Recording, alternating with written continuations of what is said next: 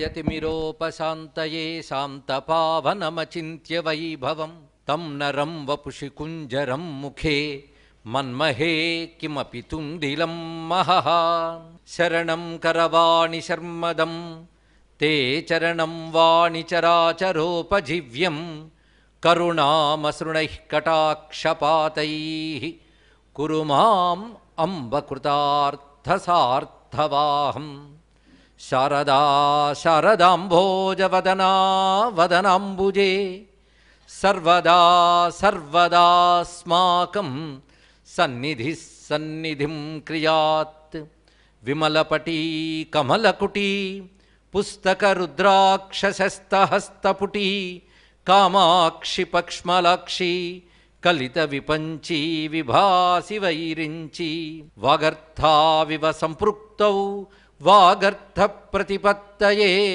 जगतः पितरौ वन्दे पार्वती परमेश्वरौ नारायणसमारम्भां व्यासशङ्करमध्यमाम् अस्मदाचार्यपर्यन्तां వందే గురు పరంపరాం.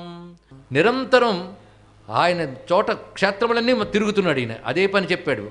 పర్పస్ ఏమిటి? భూమి మీదకి దించడంలో శివుడికో సంకల్పం ఉంది.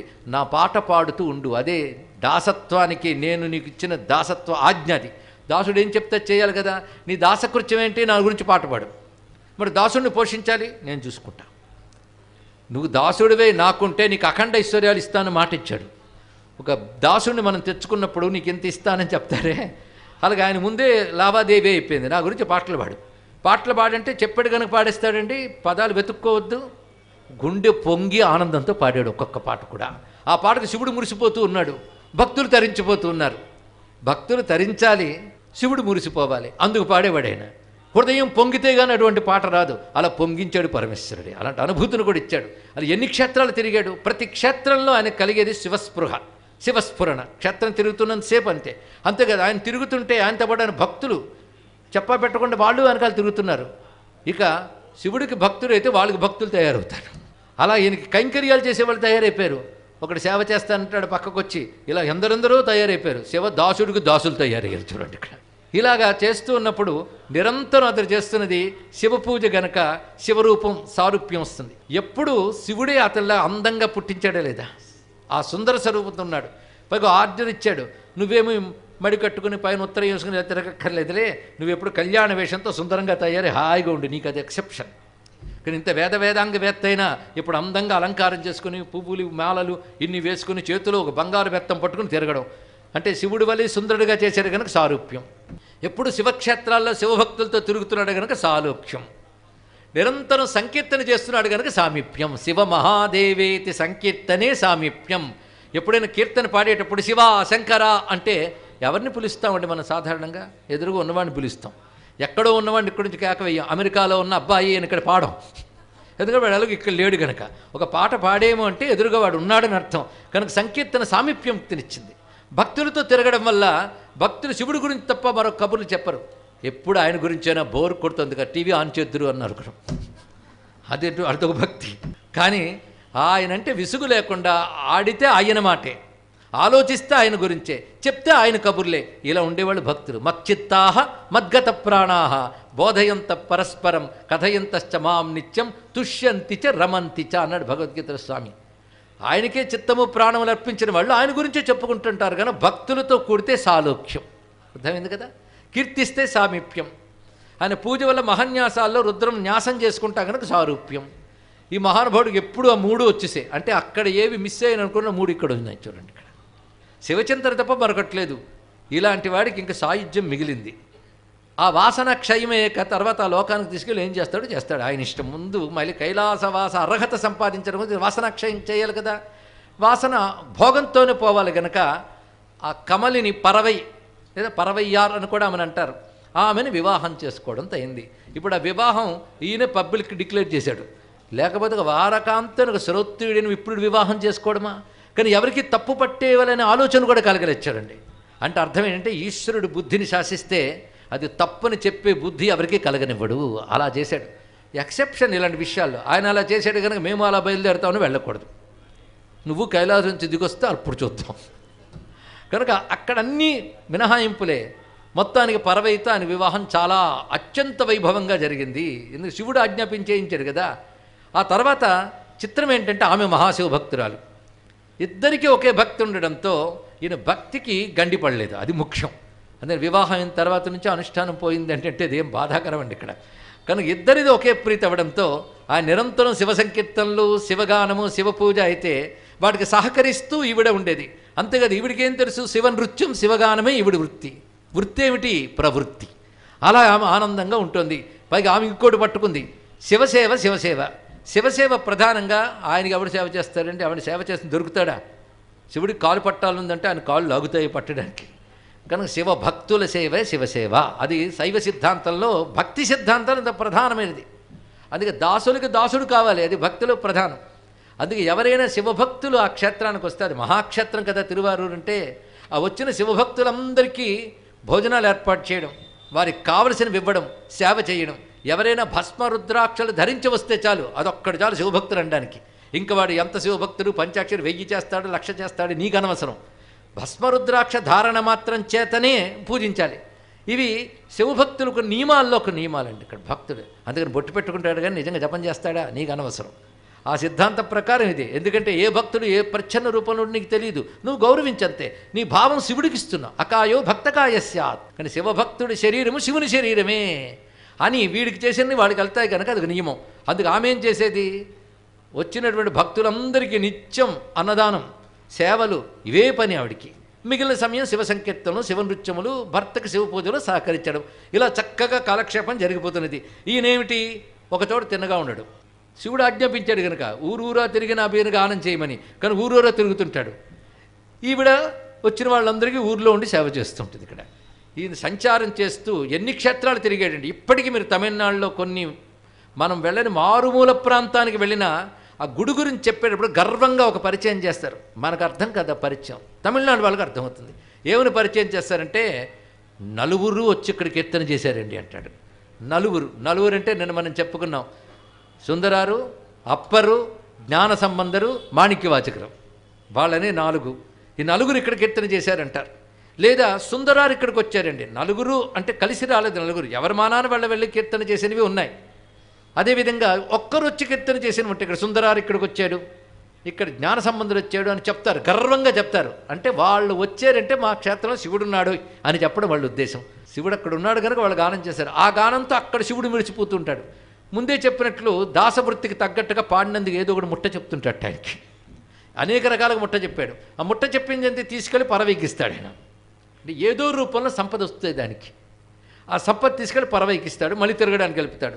ఆ పరవై ఆ సంపద తీసుకుని దాన ధర్మాలు, సేవలు చేస్తుంటుంది. ఇది వాళ్ళ కాలక్షేపం చక్కగా జరిగిపోతున్నది. ఈయన వివిధ క్షేత్రములు తిరుగుతున్నాడు. అలాగా తిరువారూరులో ఆయన ఉన్నప్పుడు చాగేశ్వరుడు ఆలయానికి వెళ్ళిపోతున్నాడు ఒకరోజు. వెళ్ళినప్పుడు ఆయనకు మాత్రం ఎటువంటి అడ్డంకులు ఉండవట, నియమాలు లేవు. ఎలాగైనా లోపలికి రావచ్చని శివుడు ప్రత్యేకించి అర్చకులకు చెప్పాడు ఆయన. దానితో ఆయన వచ్చినప్పుడు మాత్రం పక్కకి తప్పుకుంటారు. తిన్నగా శివుడి దగ్గరికి వెళ్ళి పాటలు పాడతాడు. ఒక్కొక్కసారి ఆయన రాత్రంతా భోగములు అనుభవించి పొద్దున్న నిద్ర లేచేదో ఆ మాత్రం మొహం కడుక్కుని శివుడి దగ్గరికి వచ్చేవాడు. చూసేవాళ్ళు ఏమిటి ఇలాగా అనుకుంటున్నా, శివుడు చెప్పాడు కదా అని ఊరుకునేవారు. వెళ్ళేవాడు, పాటలు పాడేవాడు. శివుడు మురిసిపోయేవాడు చాలాసేపు విని, మళ్ళీ బయటకు వచ్చేవాడు. అలా వెళ్తున్నప్పుడు ఒక్కొక్క రోజు సమయం కొంచెం ఆలస్యం కూడా అయ్యేది. ఇది భోగికి రాత్రి సరిగ్గా నిద్రపడుతుందా, ఆ పొద్దున్న ఎప్పుడో బయలుదేరి వెళ్ళేవాడు. ఇక్కడ ఆ వెళుతున్నప్పుడు శివాలయానికి వెళ్ళే పద్ధతి ఒకటి ఉన్నది. ముఖ్యంగా చుట్టూ భక్తులు ఉంటారు. దీన్ని ఏమంటారంటే దేవాశ్రయ మండపం అంటారు, భక్తులు ఉండే మండపాన్ని. మనం ఇప్పుడు నయనారులు మండపం అంటారు, 63 నయనారులను పెడతారు. దానికి శాస్త్రనామం దేవాశ్రయ మండపం. అక్కడ భక్తులు ఉంటారు, వాళ్ళకి నమస్కారం చేయాలి ముందు నియమం. రెండవది నందీశ్వరుడికి నమస్కారం చేయాలి, ఎందుకంటే పెద్ద నాయనారు ఆయనే. ఆయన మించిన శివభక్తులు ఎవరు ఉంటారండి ఇక్కడ. అయితే ఆయన స్థితి వేరు అనుకోండి, ఆయన శివుడి నుంచి ఎప్పుడు వేరుకాడు, అక్కడే ఉంటాడు. ఆయన నిత్యవాస, ఆయన శివ అభిన్నుడు కూడా నందీశ్వరుడు. ఆయనకు నమస్కారం చేయాలి. ఆడ తర్వాత శివుడి దగ్గరికి వెళ్ళాలి. ఇది క్రమం. ఈ క్రమం శివభక్తులు ఎవరు తప్పరు. కానీ ఈయన వాళ్ళ పట్టుకోకుండా లోపలికి వెళ్ళిపోతున్నాడు. ఇది చూస్తూ ఉంటే అక్కడ ఒక నయనారు వచ్చాడు. ఈయన కూడా నయనారులో ఒకడు. ఆయన పేరు వీరమిందుడు. వీరమిండ అని తమిళలో అంటారు, కానీ వీరమిందుడు అని ఉపమన్యు సంస్కృతం నేను పేరు చెప్పాడు. వీరమిందుడు ఆయన పేరు. ఆయనకు నచ్చలేదు ఈయన వ్యవహారం. ఆయన ఊరు ఇది కాదు, ఆయన చేర రాజ్యం అనే రాజ్యానికి చెందినవాడు. కానీ స్వామి సేవకు వచ్చాడు, కొద్ది రోజులు ఉందామని తిరువారూరు వచ్చాడు. చూస్తున్నాడు, కొద్ది రోజులు చూడగానే కోపం వచ్చింది. శివదాసుల్ని తృణీకరించి లోపలికి వెళ్ళిపోయాడంటే వాళ్ళ పట్ల నిర్లక్ష్యం చూపించాడు. కానీ నిజానికి నిర్లక్ష్యం ఉద్దేశం కాదటండి. అసలు ఉద్దేశం శివుడికి తెలుసు, వీళ్ళకి ఎవరికి తెలుసు అండి? అవతల వాడు చూసింది నిర్ణయిస్తారు, మనసులో ఏముందో భగవంతుడికి తెలుస్తుంది. అందుకే ఎప్పుడూ కూడా నువ్వు చూసిన దాని మీద ఒక వ్యక్తిపై నిర్ణయానికి రాకు. అలాగే చెప్పుడు మాటలు విని, ఇంత కాశీక్షేత్రంలో చూస్తూ ఉంటూ కూడా పుకార్లు చెప్తూ కాలక్షేపం చేసేవాడిని చూసామండి. వాళ్ళంతా ఉట్టి నమ్మద్దండి, వాళ్ళ మోసగాళ్ళు, ఇది వీడిపోయిన ఎందుకో వచ్చాడు కాశీవాసానికి. ఒకడి యొక్క పుణ్యపాపాలు చర్చ చేస్తూ ఉంటే ఆ 2 ఫలితాలు నీకు వస్తాయి. ఇది తెలుసుకుంటే చాలు. ఇక్కడ పుణ్యం చెప్పుకున్న ఒక మంచి పని, ఆ పుణ్యం నీకు వస్తుంది, సుఖం వస్తుంది, పర్వాలే. వాడు పాపం చెప్పుకున్నాం అనుకో, పాపబలం కూడా నీకు వస్తాయి. దీన్ని బట్టి వాడు ప్యూర్ అయిపోతాడు. అందుకే ఎప్పుడూ కూడాను ఇతరుల గుణదోషముల్ని విమర్శ చేయకూడదు. ఎక్కడున్నా అదే నియమంగానే, కాశీలో కఠోర నియమాల్లో ఒకటి. అందుకని ఫలానా వాళ్ళు మంచి పని చేస్తున్నా అంటే వాళ్ళ గురించి మీకు తెలియదండి, కాశీక్షేత్రం అనకూడదు కానీ అని అంటాడు. ఇన్ని వీళ్ళు పాపములు మూట కట్టుకున్నట్టుకే కాశీకి వచ్చిరి. వీళ్ళు కాశీవాసం చేసినా ఒకటే, కాకినాడలో ఉన్న ఒకటే. నేను కాకా కలిసిందని చెప్పాను కానీ ఎక్కడున్నా ఒకటే అని చెప్పడం నా ఉద్దేశం. కనుక ఇక్కడున్న ప్రయోజనం లేదు, దేని గుణదోష చర్చలు చేయరాదు. అందుకే ఒకరిని చూసిన వెంటనే నిర్ణయానికి రాలేము. నీకు అలా అనిపించవచ్చు బయట కనుక, అదో కర్మ అనుకో. కనుక శివచింతన చేయాలి, మనుష్య చింతన కాదు. ఇతరుల గుణదోష చింతన చేయడానికి నీకు వచ్చో, నీకు నిజంగా టైం ఉంటే శివలీల చింతన చేయి. దానికి ఆయువే సరిపోదే, సమయం సరిపోదే, ఇంకా సమయం వాటికి కేటాయించడం ఏంటండి ఇక్కడ? అది తెలుసుకోవాల్సినది. కానీ మొత్తానికి ఇక్కడ ఏం జరిగింది? ఈయన వాళ్ళకి అర్థం కాలే. ఈయన అసలు ఉద్దేశం ఉంటే తెలుసా? ఒక్కొక్క భక్తులు అంటే ఇప్పటికీ ఆయన 63 నాయనాలు అప్పుడు లేరు, ఎందుకంటే ఆయనలో ఈయన కూడా కదా, తర్వాత ఏడవుతాడు. అప్పటికున్న భక్తులు అంతమంది ఉండేవారు దేవాశ్రయ మండపంలో. వాళ్ళ దగ్గర ఈయన ఏమనుకునేవాడంటే, వీళ్ళు ఎంత పవిత్రులు, ఎంత గొప్పవారు, వాళ్ళ ముందు నేనంతా అని వాళ్ళ దగ్గర నిలబడ్డానికి సిగ్గు వేసి వాళ్ళు కనబడుకొని వెళ్ళిపోయేవట. అది అసలు ఉద్దేశం. అంతేగాని వాళ్ళు బహిష్కరించాలని ఉద్దేశం కాదుట. అది ఎవరికి తెలుస్తుంది? శివుడికి తెలుసు. మిగిలిన వాళ్ళకి ఏం తెలుస్తుంది? శివుడు శివమిత్రుడు అని చేరదీయడం వల్ల అద్భుతంగా పాడగలిగే శక్తి, వ్రాయగలిగే శక్తి, పైగా పాట అల్లుతాడు ఆయన. పాట అల్లడం అంటే స్వరాన్ని అక్షరాన్ని ఏకకాలంలో అల్లుతూ గానం చేయడం చిన్న విషయం కాదండి. అవధానంలో పద్యం చెప్పడం కంటే కష్టం ఇది. ఇక్కడ ఆ 2 కలిపి గానం చేస్తాడు. అనుభూతితో ఉంటాడు కనుక తడుముకోవడాలు, తర్వాత ఆగి చెప్పడాలు, నసగడాలు లేవు. అంత గొప్పగా చెప్తాడు. దానితో అందరూ పండితులు అందరూ గౌరవించిన అహంకారం పెరిగిపోయిందని వాళ్ళు అనుకున్నారు. కానీ అహంకారం కాదు, ఆయన అణకువ. దీనితో అలా వెళుతూ ఉండడంతో వీరమిండు అనేవాడికి చాలా కోపం వచ్చింది. ఇది శివుడు ఎలాంటి వాడంటే, వాడు కోపంగా ఉన్నా ప్రేమగా ఉన్నా వాడు హృదయం చూస్తాడు. అందుకే ఒక్కొక్క శివభక్తుడితో ఒక్కొక్క వెరైటీ ఇందులో మీరు గమనిస్తే. అందరి కథలో ఒక్కలాగుండవు. ఒకడు భక్తి శివుడిని తలంచుకుంటే కరిగిపోతాడు, ఏడుస్తాడు. ఇంకోటి గట్టిగా అరుస్తాడు శివుడిని చూసి, నువ్వెందుకు అరవలేదు అని వాడిని అడగకూడదు. వాడిది అరిచే భక్తి, వీడిది ఏడ్చే భక్తి. 2 భక్తులే, ఒక్కొక్కరిది ఒక్కొక్క టైపు. ఇంకోటిది అలిగే భక్తి. ఎంత పని చేస్తావు శివా, నీ పని చెప్తానంటాడు. ఇక్కడ అది ప్రేమే. ఇది తెలియాలంటే కృష్ణ పరమాత్మ బృందావనంలో ఏడుస్తున్న గోపికలకు ఒక్కసారి సాక్షాత్కరించగానే చుట్టూ గోపికలు చూడతారు ఆయన్ని. ఒక్కొక్క గోపిక ఒక్కొక్క విధంగా ఉంటుందిట. ఒక ఆమె ఇంతసేపు ఎక్కడికి వెళ్ళామని గట్టిగా అడుగుతుంది, ఇంకొక ఆమె ఏం అడగదుట. ఎందుకు అడగట్లేదంటే మళ్ళీ అడిగితే వెళ్ళిపోతాడేమో అన్నాం ఇక్కడ. ఇంకొక ఆమె ఆయన చూస్తూ ఏడ్చింది. ఇంకొక ఆమె ఇంత చేస్తావు ఉండి నీ పని చెప్తానందట. ఇంకొక ఆమె పళ్ళు కొరుకుతూ ఎర్రగా చూస్తుందట. అలా ఒక్కొక్కరిది ఒక్కొక్క వెరైటీ. అందరి మధ్య కృష్ణుడు ఏ వికారం లేకుండా ఉన్నాడు. అది తెలుసుకోవాలి. పరమాత్మ అలా ఉంటాడు. ఆశ్రయించిన భక్తులు అనేక రకాల భేదాలు ఉంటాయి, అది తెలుసుకోవాలి. అందుకు 63 భక్తులు అందరూ ఒకలా ఉండరు, ఒక్కొక్కరిది ఒక్కొక్క టైపు. ఇతడు స్వామి ఇచ్చిన భోగంలో అనుభవిస్తూ ఉన్నవాడిని. ఈ వీరమిండరు మహావీర భక్తుడు, పేరులోనే వీరుంది. ఈ వీరమిండరు మహావీర భక్తుడు, పేరులోనే వీరుంది. ఈయనకేమనిపించిందంటే, ఇతడు ఎవడరా రోజు ఇలా వెళ్ళిపోతున్నాడు, ఇక్కడున్న భక్తులను ఒక్కరిని దండం పెట్టకుండా లోపలికి వెళ్ళిపోతున్నాడు. మనం ఏం చేయగలమయ్యా? ఇక్కడ శివుడే చేరదీశాడు ఆయన్ని, అందుకే అలా ఉన్నాడు. శివుడు చేరదీశాడా? భక్తుల్ని కొలవని వాడిని శివుడు చేరదీశాడా? అయితే నేను ఈ క్షేత్రాన్ని బ్యాన్ చేస్తున్నాను అడుగుతాను. ఇక నేను ఈ క్షేత్రానికి రాను, ఎందుకంటే ఇతడు ఇక్కడ ఉన్నాడు కనుక, ఇతడిని ఈ శివుడు చేరదీశాడు కనుక ఇక్కడ రాను అని చెప్పి తన చేర రాజ్యంలోనూ కూర్చున్నాడు. అయితే మహాభక్తుడు కనుక ఎవరైనా శివభక్తులు వస్తే చాలు వాళ్ళకి ఆ ఊరిలోనే కాళ్ళు కడిగి నీళ్లు జల్లుకుని వాళ్ళకి ఆతిథ్యం ఇచ్చేవట. అయితే ఆ వచ్చేటప్పుడు ఏ ఊరు నుంచి వచ్చారండి అని అడిగేవాడు. ఎవరైనా తిరువారూరు నుంచి వచ్చేమో అంటే మాత్రం కత్తి అక్కడ పెట్టుకున్నాడు సిద్ధంగా. వాడు కాళ్ళు నరికిస్తానని వాటి ఇంకెవరిని నరకలేదు, కానీ పంతం అలా పెట్టుకున్నాడు. తిరువారూరు స్వామి మీద కోపం పిచ్చుకున్నాడు. ఎవరైనా వస్తే తిరువారూరు అంటే మాత్రం కాళ్ళు నరికేస్తానని. ఇది వాళ్ళ ఆవిడికి తెలిసింది. ఎవరైనా భక్తులు ముందు వచ్చినప్పుడు ఇవి పలకరించేదిట, ఎక్కడి నుంచి వచ్చారని. పలానా ఊరు నుంచి, బ్రతికించవు పర్వాలేదని. తిరువారూరుని ఎవరైనా వస్తే అక్కడ మాత్రం చెప్పకే అని వాళ్ళు బతిమలాడేది. చెప్తే మీ ప్రమాదం అనగానే వాళ్ళు ఆ ఊరి పేరు చెప్పేవారు కారు. చక్కగా ఆయన కాళ్ళు కడిగి నీళ్లు జలుకుని వాళ్ళకి సదుపాయాలన్నీ ఏర్పాటు చేసేవాడు. ఇలా చాలా కాలం గడుస్తున్నది. ఇది చూసేవాడు ఒక పెద్ద ఆయన వచ్చాడు ఇక్కడికి. వచ్చాడు వాడితోనే చెప్పింది ఈమె, చెప్పకే అని చెప్పింది. నాకు అబద్ధం ఆడి అలవట్లేదు అన్నాడు. తిరువారు నుంచే వచ్చాను, నా అబద్ధం ఆడిన అన్నట్టు. ఆయన ఇదేంటి బాబు, ప్రాణం మీదకి తెచ్చుకుంటావు, అయితే వెళ్ళిపో, నేను వెళ్ళను. ఇది మొండిగాళ్ళకు ఉన్నాడు. ఎగిన వెళ్ళిపోతున్నప్పుడే కాళ్ళు కడిగేసుకోవడానికి వెళ్తున్నాడు ఆయన. అప్పుడు ఇవి ఎందుకైనా మంచిదని ఆ కత్తి దూరంగా పెట్టింది. ఆయన కాళ్ళు కడుగుతూ ఏ ఊరు నుంచి వచ్చారు అన్నాడు. మహాక్షేత్రమైన కమలాలయం తిరువారూరు నుంచి వచ్చాను అన్నాడు. అక్కడి నుంచి వచ్చావా అని కత్తి తీయబోయాడు. పక్కన లేదు. తెచ్చుకునే లోపల పరిగెత్తట్టు అతను. ఆ పరిగెడుతుంటే ఆయన వెనకాల కత్తొచ్చుకుని పరిగెడుతున్నాడు. ఇక్కడ దొరకడే, కొంత దూరం వెళ్ళి మళ్ళీ మాయమైపోతున్నాడు. అటు వెళితే మళ్ళీ దొరకట్లేదు. అది ఎంతవరకు పరిగెత్తాడంటే కమలాలయం వరకు పరిగెత్తి లోపలికి వెళ్ళిపోయాడు.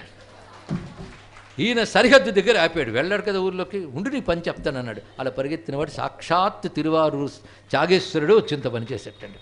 మొత్తం మీద లోపలికి వచ్చినటువంటి మరొకసారి లోపలికి వచ్చినటువంటి వాడితో అన్నాడు సుందరార్తో, అమ్మో చాలా గట్టివాడు ఈ బాబు, పరిగెత్తాను నేను, ఏదో మనసు మారుతుందేమో పరీక్షిద్దాన్ని వెళ్ళాను, కానీ అమ్మో భయంకరంగా పెట్టుకున్నాడు.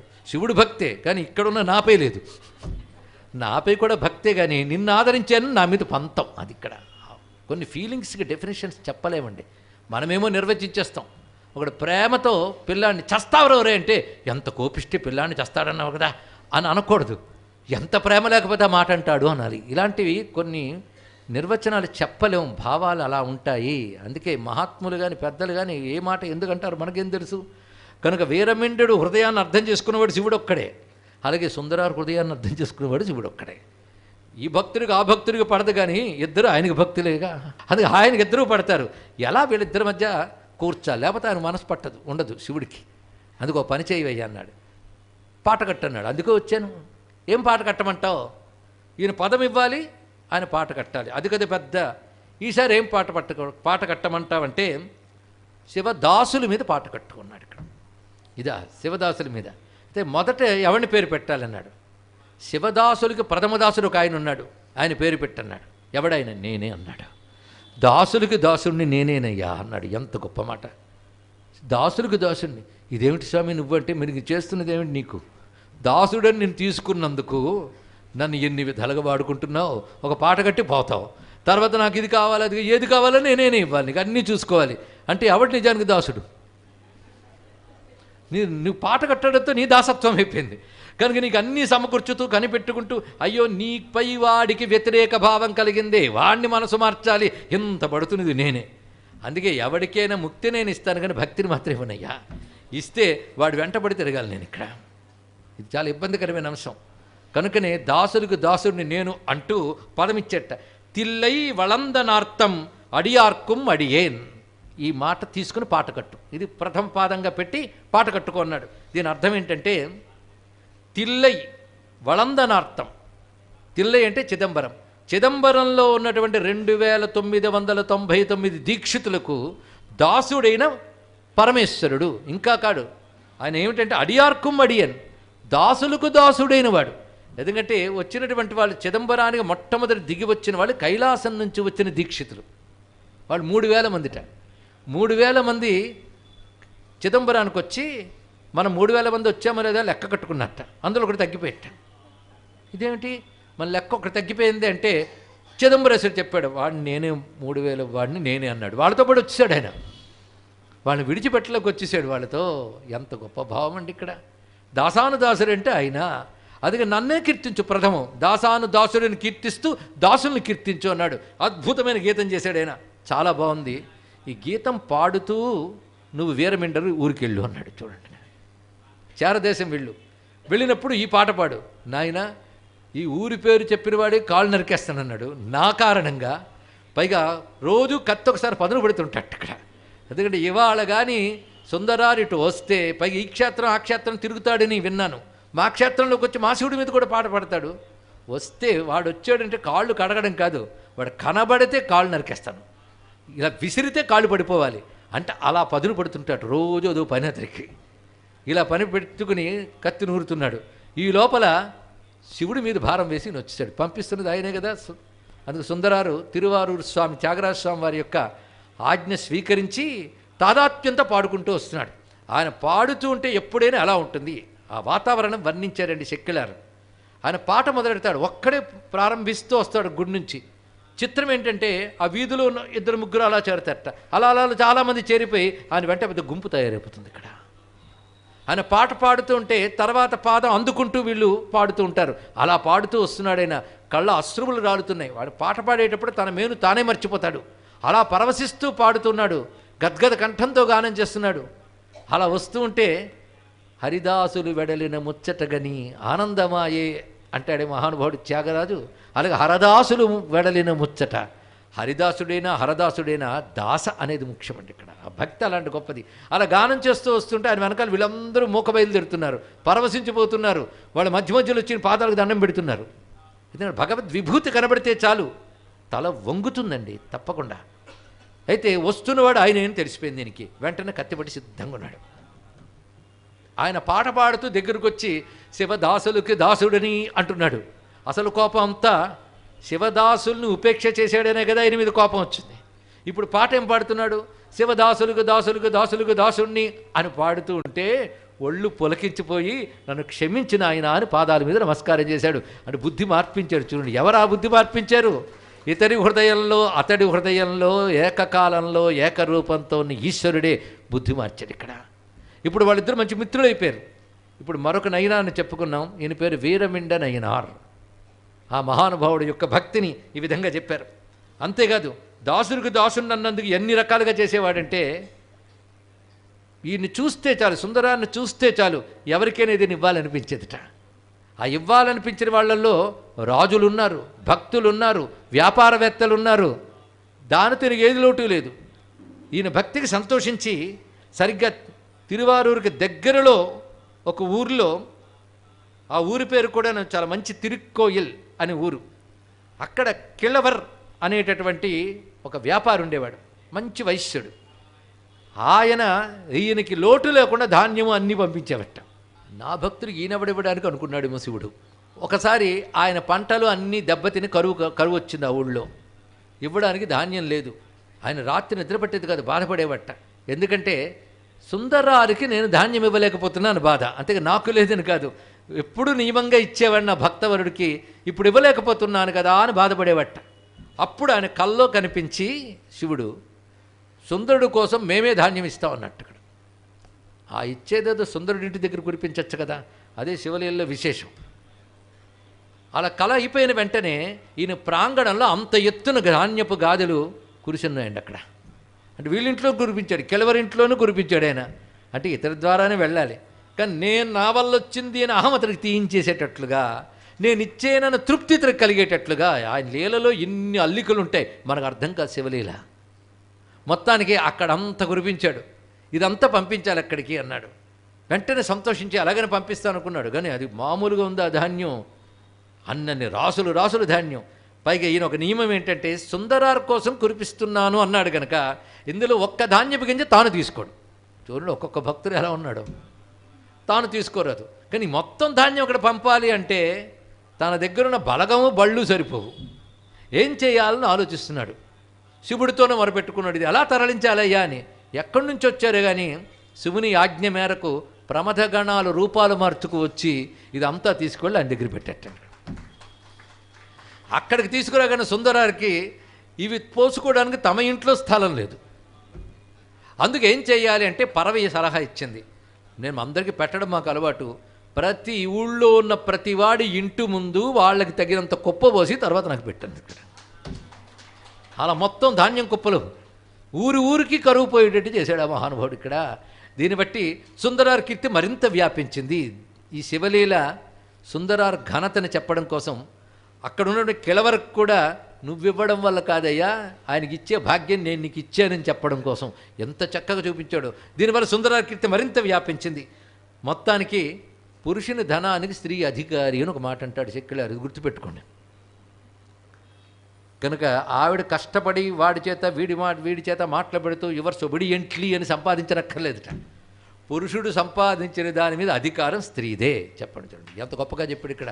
కానీ ఆమె అధికారిని కనుక ఈయన ఎలా తెస్తాడో ఆవిడకి అనవసరం. తెచ్చిందంతా భక్తులకి కైంకర్యాలకి వినియోగించేస్తుంటుంది. అక్కడ వస్తోందని తెలిసినప్పుడు ఈయన శివుడిని అడుగుతాడు. ఇది ఒక అలవాటైపోయింది. మొత్తానికి ఈ విధంగా ఉంటూ ఉంటే ఇప్పుడు ఈమె పట్ల కాముకుడై ఉన్నాడా అంటే ఆయనకి ఈమె పట్ల తప్ప మరొక పట్ల దాని పట్ల భోగదృష్టి లేదే, అంత పవిత్రుడేను అని నేను గానం చేస్తూ ఒక చోటకు వెళ్ళేటప్పటికల్లా అక్కడ ఒక పెద్ద ఆయన పరవశించి అందమైన తన ఇద్దరు కుమార్తెలను తీసుకొచ్చి ఈ ఇద్దరిని నీకే సమర్పిస్తున్నాను అన్నట్టు. కానీ ఈ మహానుభావుడు ఎంత గొప్పదంటే నాకిద్దరు పుత్రికలు లభించారని స్వీకరించేట. వాళ్ళిద్దరిని పుత్రికలుగా చేరదీశాడు. అక్కడ ఒక పదిగం చెప్తాడు. పదిగం అంటే 10 వాక్యాలతో ఉంటాయి. ఇక్కడ ఈ భక్తులు పాడిన వాటిని వీళ్ళు పాడిన వాటి పదిగం అంటారు. సుందరార్ పాడినది అలాగే జ్ఞాన సంబంధర్ పాడింది పదిగం అని. ఈ పదిగం ఒకటి పాడాడు. దాంట్లో ఈ బాలికలకు తాను తండ్రిగా వర్ణన చేస్తూ పదిగం ఇప్పటికీ లభిస్తోంది ఇక్కడ. అలా చేసినటువంటి వాడు క్రమంగా తిరుప్పుగళూరు అనే క్షేత్రానికి చేరుకున్నాడు.